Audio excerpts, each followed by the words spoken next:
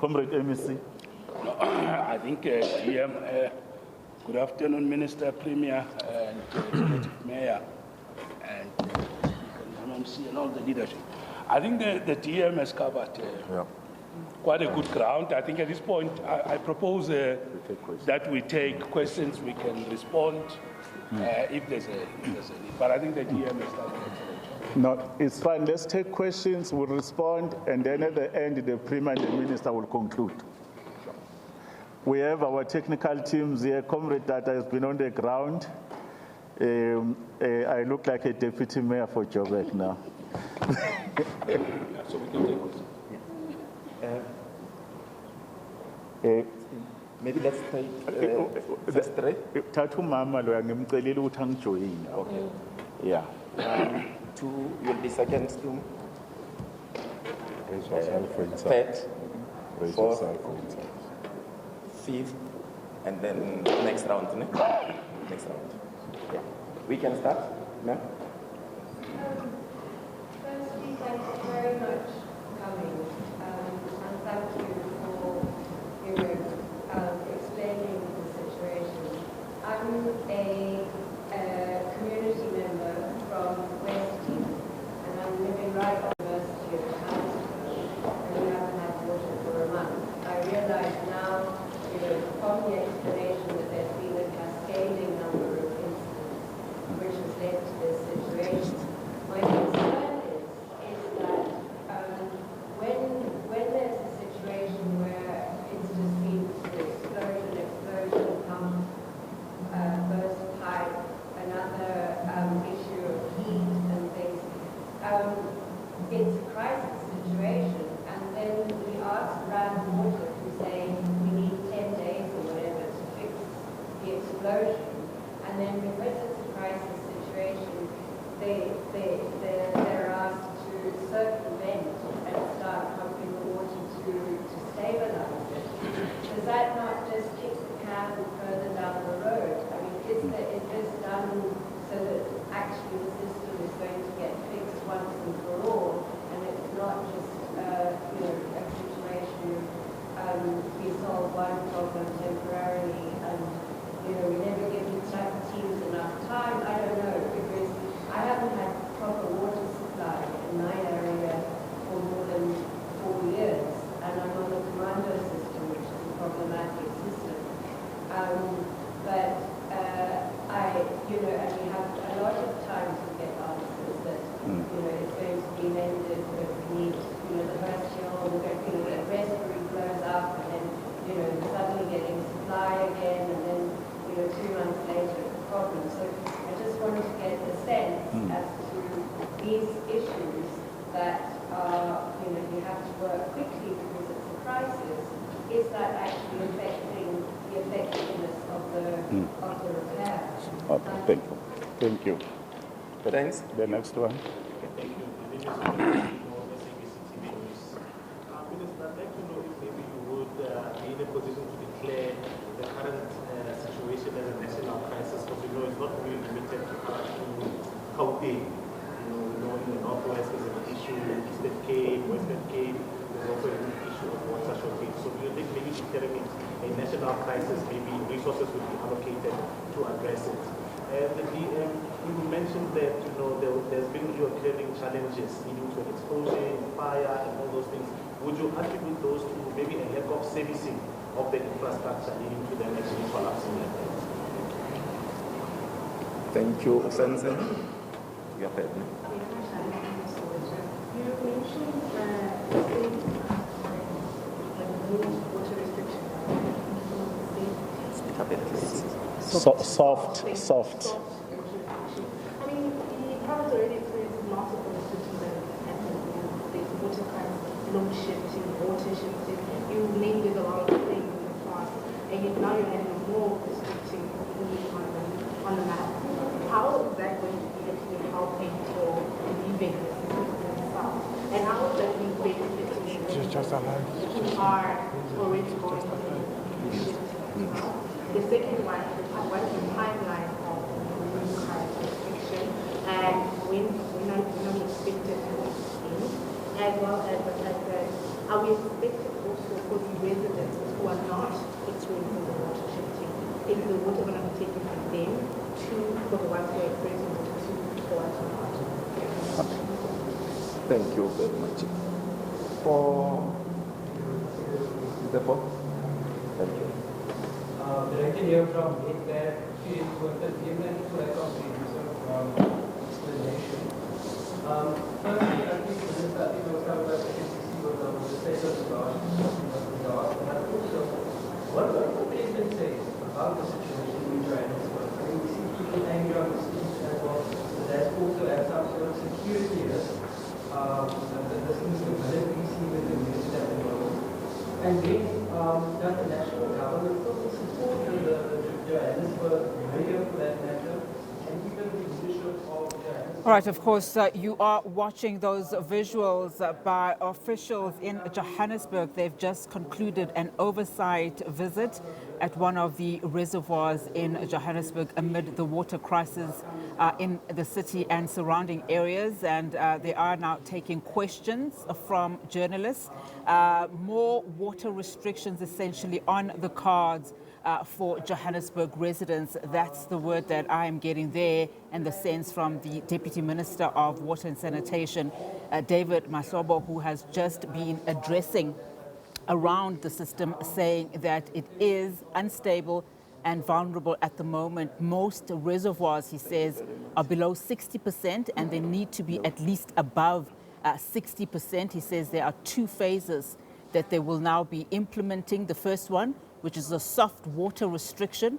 The understanding there is that these will be water restrictions that will be applied in the areas where the water system is already providing water. It will affect Johannesburg, it will affect Tshwane, Ekurhuleni, and parts of the Northwest Province, as well as Mpumalanga provinces, as they are all using the same system, as he said. The second phase would be load shifting. Let's listen in to some of those responses. Here, they are going to respond.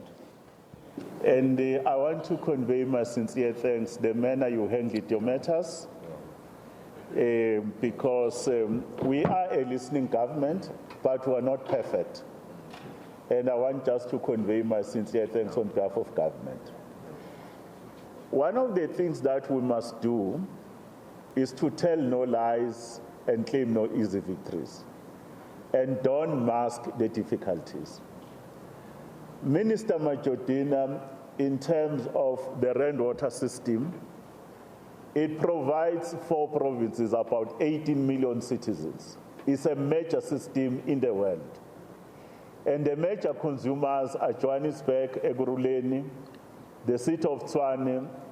Mpumalanga gets water, whether it's Secunda, whether it's Delmas and other areas. Rustenburg gets water, and certain parts of the Free State, Yongwate. On daily basis, we pump more than 5.2 billion liters. That's the amount of water we pump. And one of the most important things that we should note is that our systems as a country, including municipalities and metros, have been vulnerable for some time. One of the vulnerable indicator, Minister Majodina produces a report. Her report is called No Drop Report. The No Drop Report, it says to you, the infrastructure that is existing is not, in terms of governance, financing, and operation, being managed well.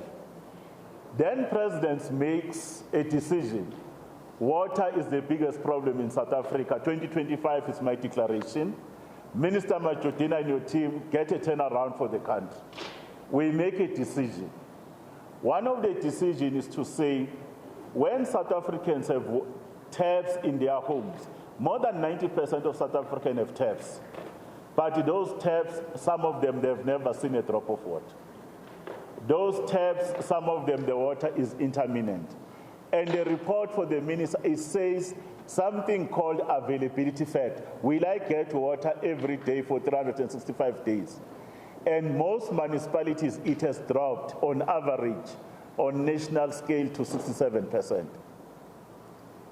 In other words, your system can break down at any time. Then at the very same time, there are losses because it's the system's infrastructure management problem. Then when you are supposed to do that, we are having an average of losses at more than 47%. In Gauteng, they look to be very, very different, the numbers. Then there's an issue on how citizens behave, on their relationship between them and water. Some citizens have no appreciation, while water scarce country. They use water in a manner that is not actually saving it, let alone that they are not doing that. Your problem you have experienced in the areas is the biggest inconvenience, and we regret it. This area where you are around, you know that the command system, it feeds a number of reservoirs. That command system has not been functioning well. And then in the main, when this comrade mayor came in, he had to unblock the situation that all the stalled big infrastructure projects that will give system stability must be unblocked. You know it's unacceptable that the Brixton Reservoir and the Brixton Tower, they started to do their work in 2013. It's only last year when the mayor put money and put a capable contract. For the first time, they are able to complete the work. And we've seen it, and we know what it means. Then if you have that command reservoir having the capability to keep water, then we are not going to have problems, because even if the rainwater system fails, there can be load shedding. That has been addressed. Whether there's any outage that happens, at least your reservoirs will be in the right levels. And I'm very happy, and we're very happy to say, in the short term, in other words, in the next 4 to 5 months, additional storage will be there. That's stabilizing the system. At the very same time, the system is sieving. In other words, it leaks like nobody's business. Now and then, the pipe cracks here, the pipe cracks there. Johannesburg is an old city. And the technology that was used is asbestos. And you know asbestos 30 to 40 years. And guess what? There are sinkholes underneath here. Every time there's a movement and the pipe jacking that is happening there. And our teams and Comrade Mayor and the Premier and the Minister said, in the meantime, go through the line. Take out all the air valves, they must work, because you must manage the valves. Put the pressure reducing valves. Then immediately you start to do something called pipe cracking, where you take a high definition pipe, pressure valve, you put inside there so that you don't have a problem. That issue in Johannesburg and everywhere is not going to be resolved very early for 2 reasons. We need more money, but secondly, some people have built on the servitudes.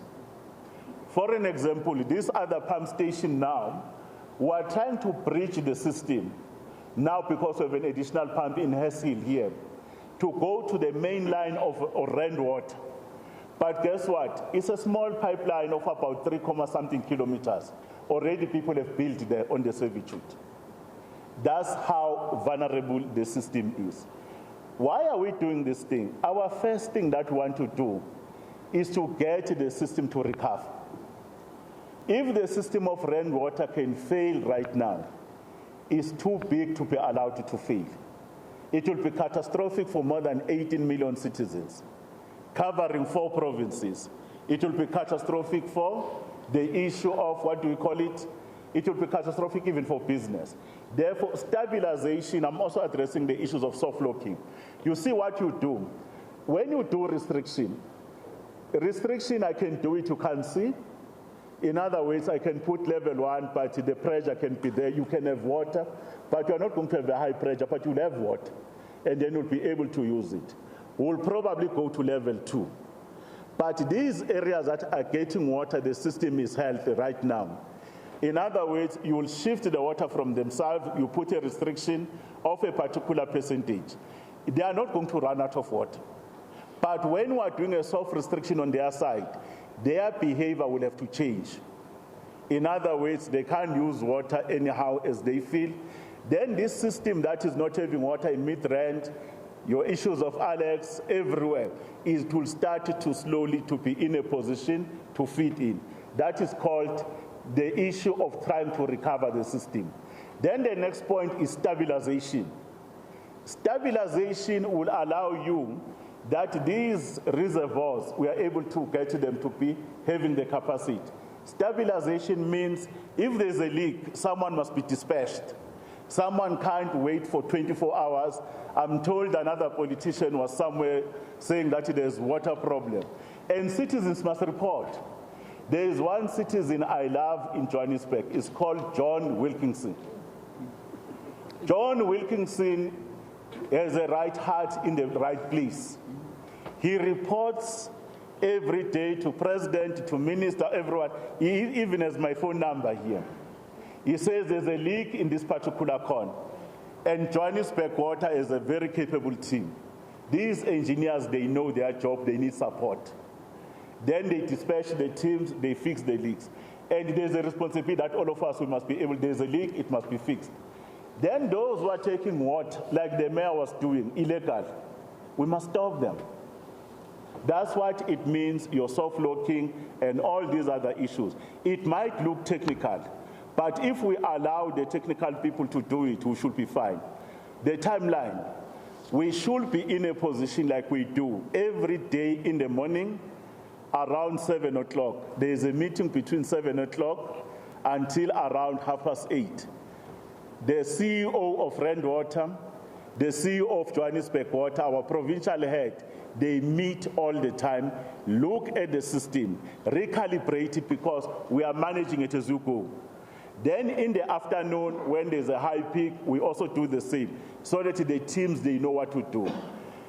The MEC was assigned by the Premier every Wednesday. He convened the meeting, the IGR meeting. And Minister Majodina and Premier, as we are aware, we're always convening our meetings on Sundays, just to look at the situation. That's what we'll be able to do. In the next few days, we'll be able to say to you, is load shifting stabilizing the other system that have no water? Is the issue of water restriction in the other areas called soft restriction, is it adversely affecting people or not? But equally, we'll also be reporting, are the citizens, they too, in the areas where there is water, are they changing the way they handle matters of water? And if they don't do that, ultimately the government will have to apply the issue of enforcement. In other words, we'll have to bring law enforcement agencies. We might even have to consider the issues of tariff.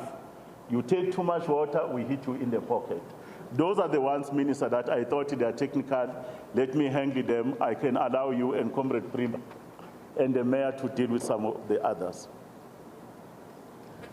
Thank you very much, dear Mahlobo. Let me greet the media houses. Thank you very much for being there all the time to report on behalf of the communities, to raise the concerns of the communities.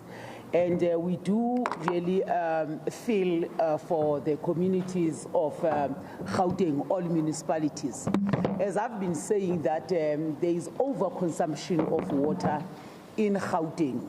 Not only city of Johannesburg, Tshwane and Ekurhuleni, most of the municipalities, because of the growing population, formal and informal.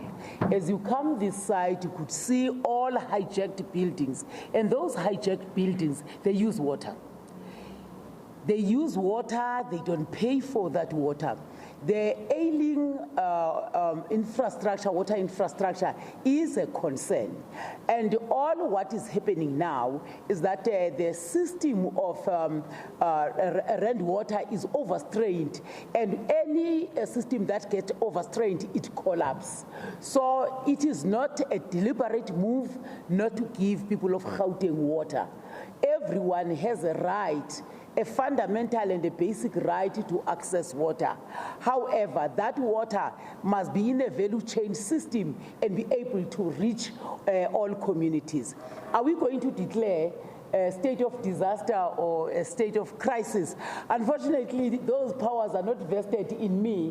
What we are supposed to do, hence we are here as a team dispatched also by the President, is to have our technical team with engineers and everyone else that has expertise in water to say what should be intervention on Gauteng in general. But also these challenges, they differ from one province to another. In some provinces, is because they don't even have enough resources to service their own water infrastructure. As long as we still have leaks across the country, it doesn't matter how much water can be pumped in form of a bulk water supply, as long as that water does not reach a reservoir. If the reservoir is not filled up, there will be no water in the taps. If the very community destroy or vandalize the infrastructure, at times it's not you, ordinary citizens. We know that we have water mafias who make sure that they will vandalize their water infrastructure as to force municipalities to contract them. And we said we have to act very strong on them. But that thing happened during the night in the absence of councillors and mayors.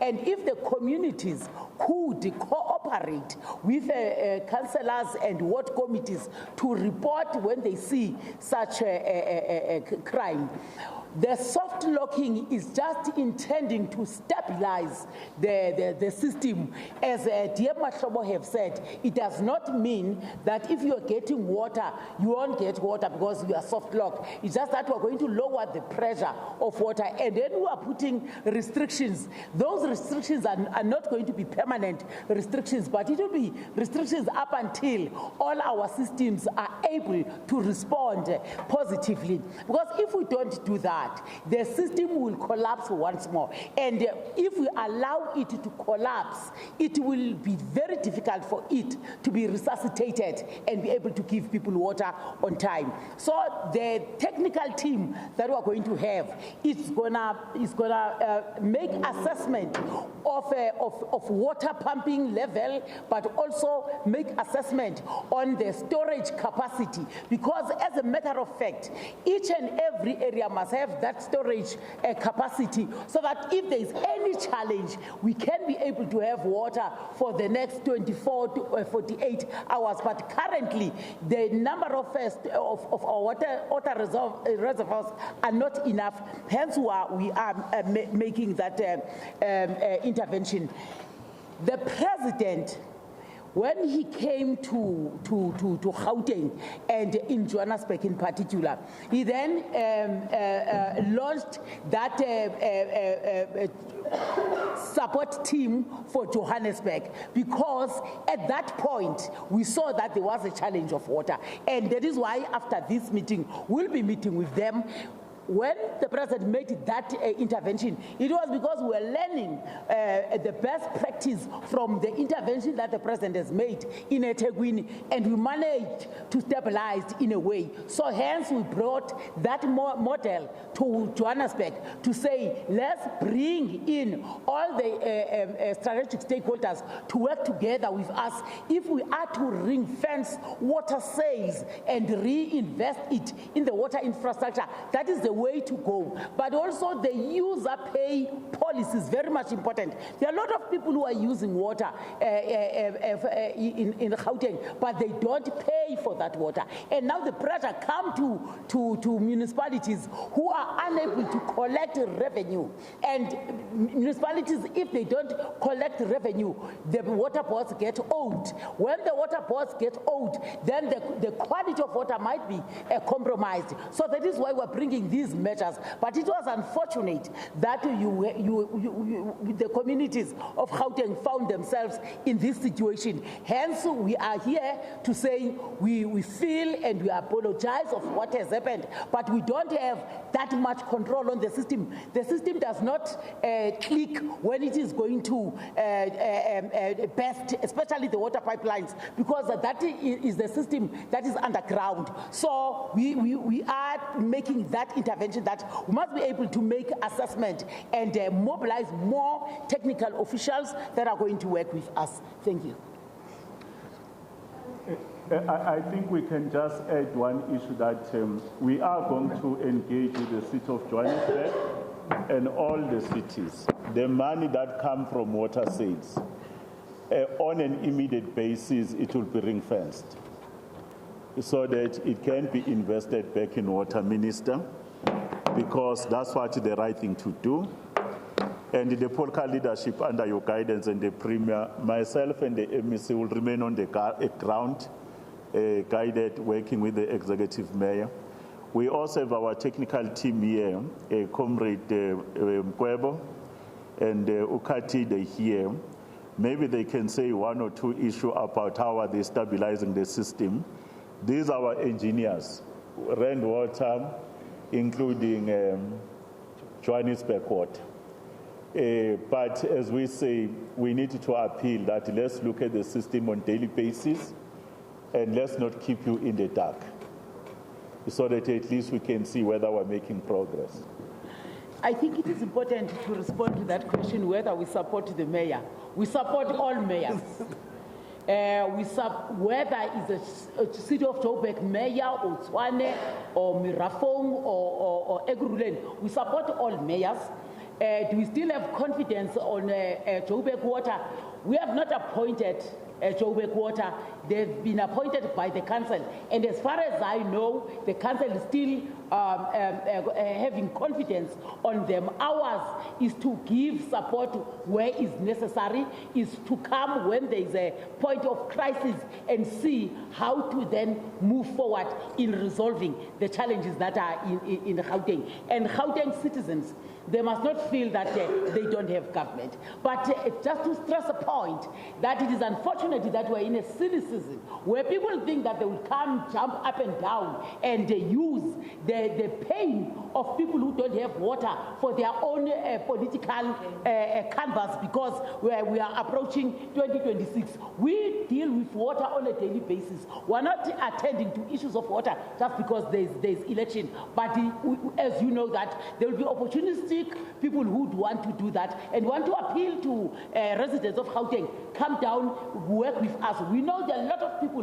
who are saying we have a solution, we want to assist. Let them come forward and say, I can put my hand here. This is the solution that we think can last us. We are open to that through City of Joburg as well as the provincial government. In terms of budget allocation, we cannot now here, myself and DM Mahlobo, commit whether there will be an extra budget that is allocated to Gauteng province to be able to assist the municipalities.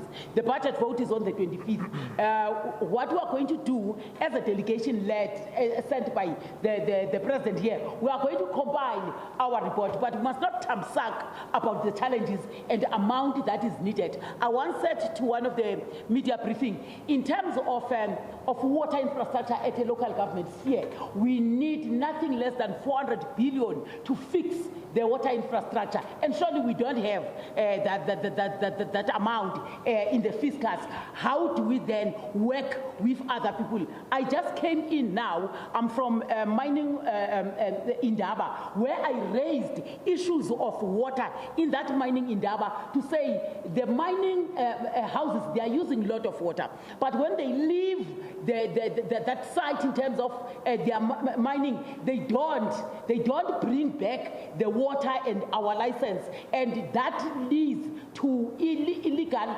mining, which use water. And when they use that water, they don't pay anywhere, and they make communities not to have water. And I've made an appeal to all the mining houses, especially here in Gauteng, to say they must partnership with all our municipalities. And there was a commitment. They said and call us.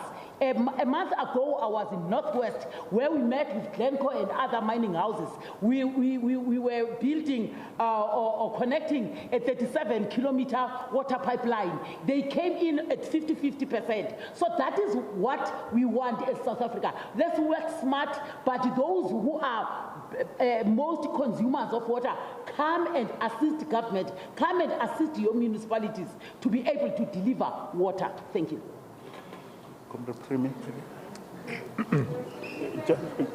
We just want It's response time now. Thanks so much, Minister and Deputy Minister. The Executive Mayor and the MEC, the Speaker and the MMCs that are here. We fully accept the explanation provided by both the Minister and the Deputy Minister. And this is very important, that rent water account to the National Minister. And that is the explosion that happened at rent water that affected water in the province. It does not mean the province does not have water. There was an explosion, and after that explosion there was fire. After that fire, it affected the pipes that were bringing water to Gauteng. The Deputy Minister and the Minister have explicitly explained the recovery period, and they've also explained that they regret the situation and profusely apologize for the confusion and the pain that we've caused to our citizens, not only in our province, but in other provinces as well.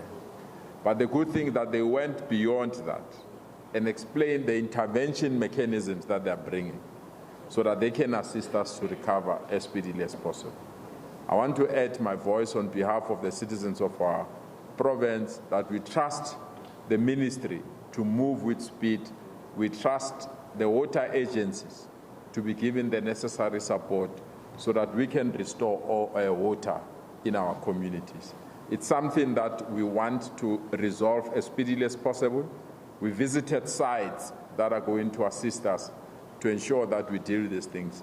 And the latest that they've indicated in other areas, when some of the system will start to come on board, it starts from next week, Wednesday, that when they come on board, this situation will be minimized. But the other intervention of redirecting water where it's available to communities that don't have water currently, we also welcome that intervention.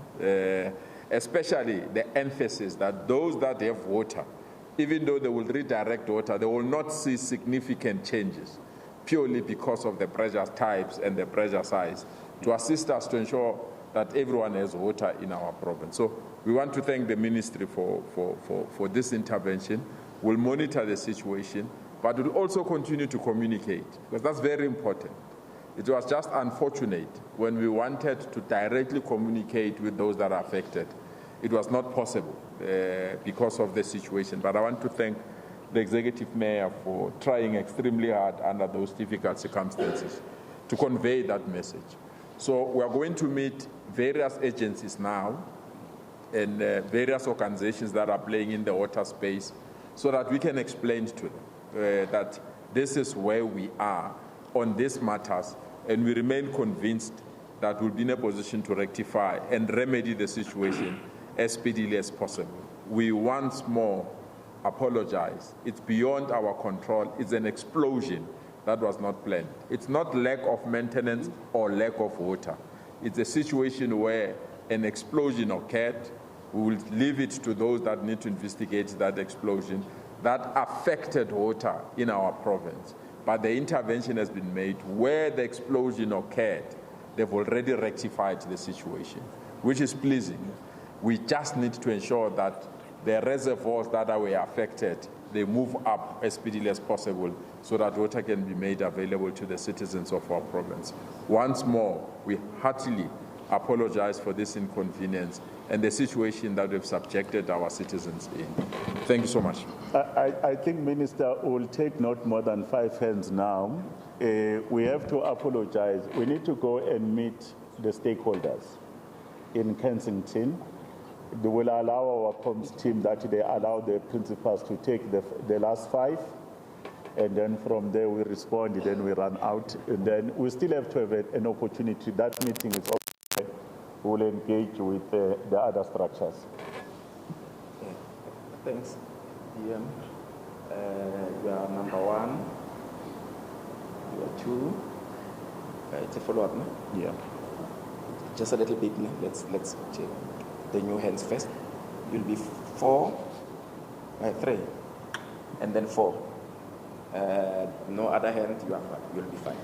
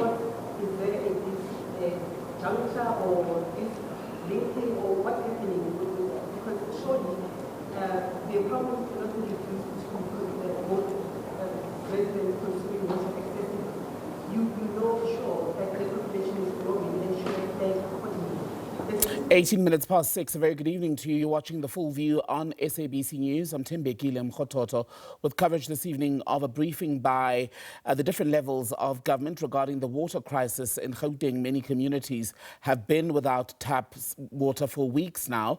In Melville this morning here in Johannesburg, in fact, there was a picket by residents who say they've been without water for more than 2 weeks and have simply had enough. You're looking at pictures now of the Water and Sanitation Minister, Phemi Majodina, her deputy David Mahlobo also in the room, as is Gauteng Premier Panyaza Lesufi, Mayor Dada Morero, Mayor of Johannesburg, also part of this panel.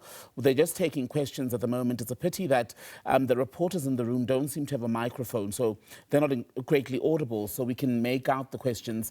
But what we can basically sum up from what we've heard today is that the worst is not over as far as the water crisis in Gauteng is concerned. Issues including an explosion, and a fire are said to have contributed to the supply problems in the province. So at this point, government needs about 400 billion rand, we're told, to fix water infrastructure, and that ultimately water shifting and restrictions are still on the cards as a response to the ongoing problem.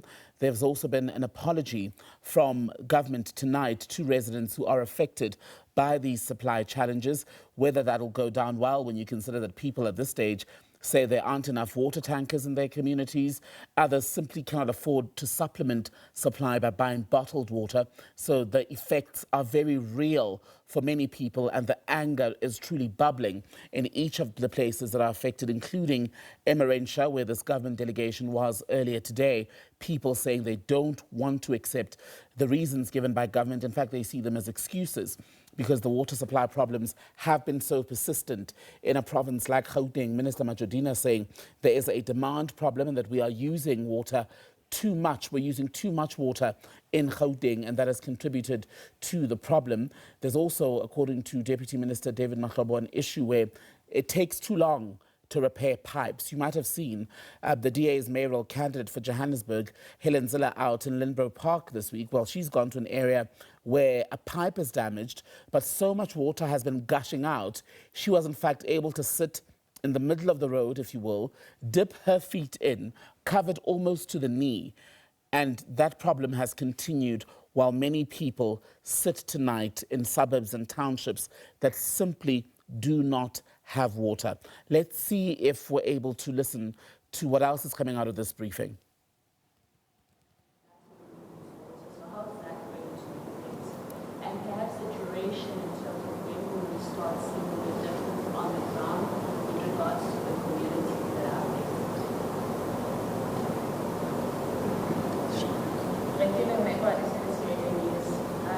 My question is directed to the Premier. I'd like to have a follow-up in terms of earlier on the site visits.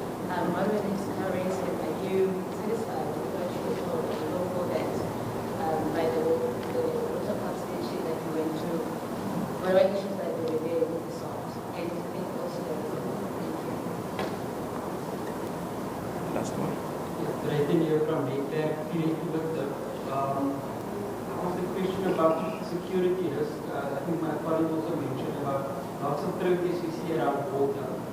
And I know there's also reports that the next war will be about water. So just perhaps how far are we from that sort of thing? The politics is even the briefing this morning of the DA, where Helen Zilla was quite colorful in her comments and saying that politics is the only issue, the only solution for the water issue. She went that far. What's your comments on that? Thank you. Start because I'm going to do you can start. Let me start with the issue that was raised earlier on by ENCA on that there was no water in December. There was no water in December and November because we issued a communique that we are doing maintenance. That's why there was no water. There was no explosion. There was maintenance. And we correctly directed that maintenance to happen during December, purely because the schools were closed, factories were slowing down, so that the disruption is minimal. You know, the problem with us is that you do maintenance, you are damned. You don't do maintenance, you are damned. When we say we are doing maintenance, people say, can you see there's no water? When something collapses, they will say, can you see they don't maintain? So we have to be above insult and critics and maintain what is right. And what is right, we said to Rand Water, let's do maintenance in a manner that it's not disruptive. Because in some instances, we have seen maintenance taking almost 6 weeks or so. Is to minimize that aspect and to attend to it. So this time is an explosion. And it's an explosion that is outside the city of Johannesburg mandate. It's an explosion that is within Rand Water, and Rand Water provided the answers and resolved the matter.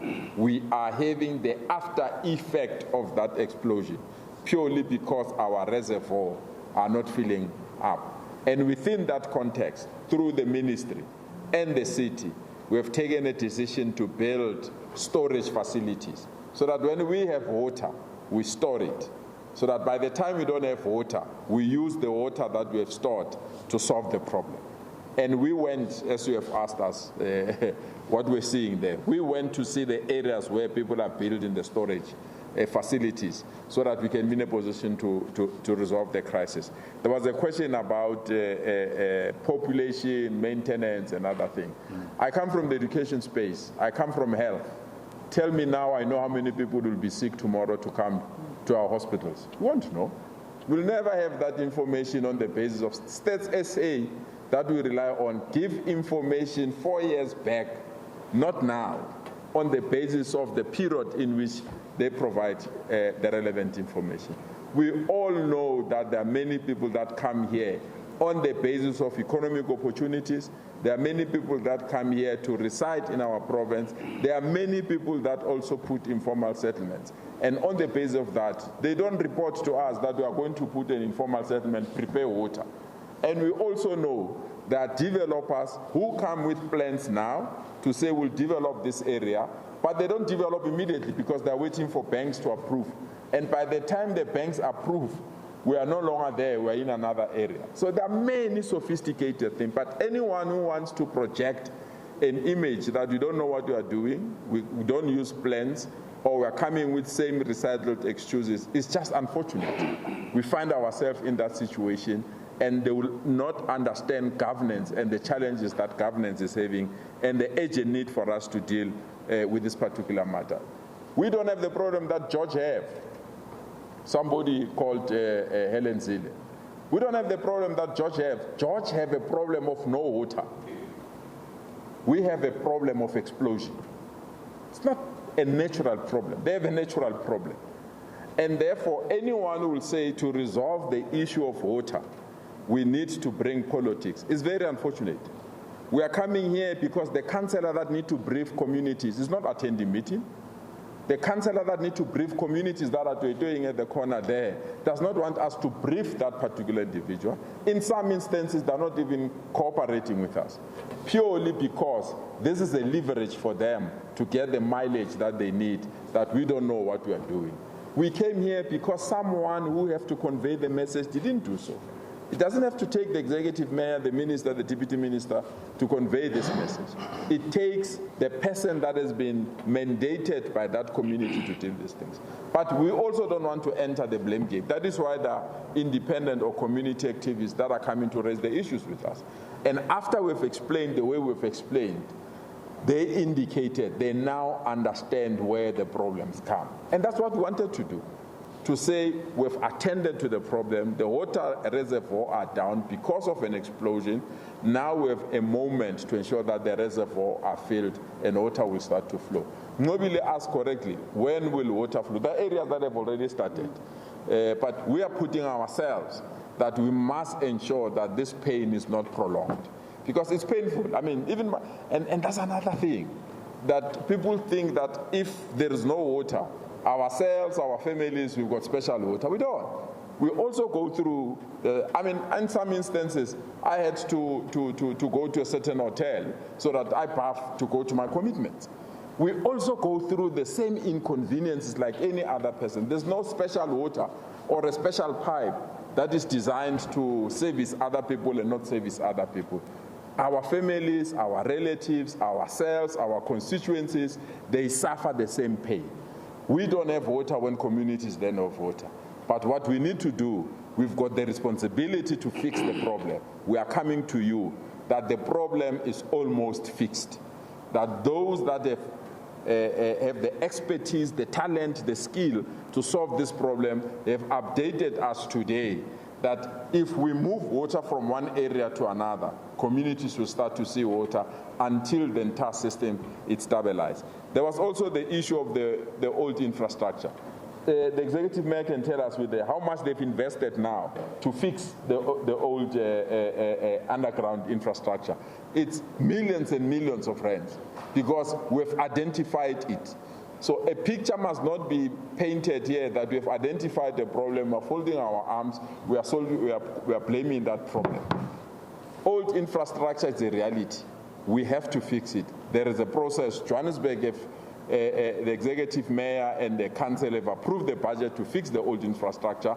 If people don't read or attend council meeting and check the books, they come here and want to play beautiful. We are not going to stoop low and enter that space. Read the documents of council. Council has resolved in repairing old infrastructure, and that old infrastructure will be repaired. We don't have control of who comes to Gauteng today or tomorrow. If I wish I had that information, who will be coming to Gauteng tomorrow? I will build or ensure that we deal this. I don't know who will invade land tomorrow. I don't see it in their meetings. And someone who is going to invade land. I don't know who will hijack an old building and convert it and reconnect water. These are the realities that we are confronted. And to paint a picture that we are dealing with the problems that we don't know, it's not only undermining our presence, it's just a culture where people think that they can just ridicule anyone purely because they have a constitutional right to utter things that they are uttering. We are ready to resolve this problem. We have resolved this as this team before, a bigger problem actually. We have resolved it, and we are ready to confront this one, resolve it again. But what is the lesson that we have learned from the two encounters that we have is that we have to prepare that in future we don't have the same problem. And that's the space that we are in, and we are prepared to enter that space. I want to apologize. You all know that the president have called us. Unfortunately, all the flights to Cape Town are full, so we have to dash and join the president. Apologies for that. Thanks.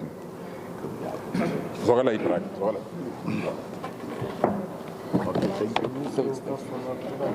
No, we're not done. We're still responding to the questions.